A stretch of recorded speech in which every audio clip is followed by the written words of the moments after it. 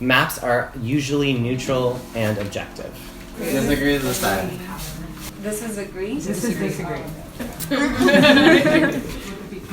People make maps, and people I don't feel are neutral and objective, and I feel like maps historically are used as a way of cataloging resources for extraction and spaces to take over.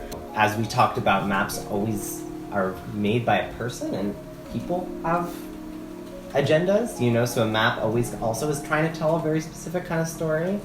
And it's also, just because it's people's stories, it's a political act. And so for us, counter mapping is also a political act.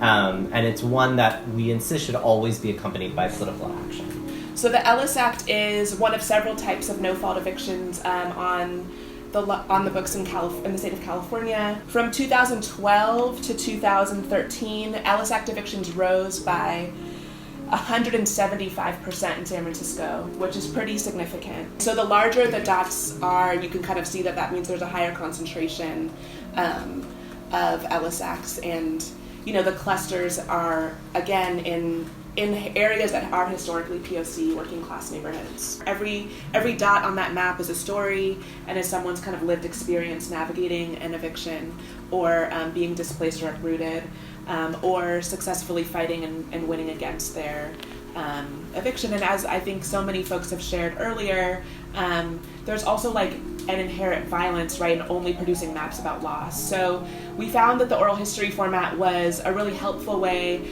to kind of counter that violence. And in oral history, people call the person telling the story a narrator rather than like a subject, right? And really thinking of it as them taking you on a story.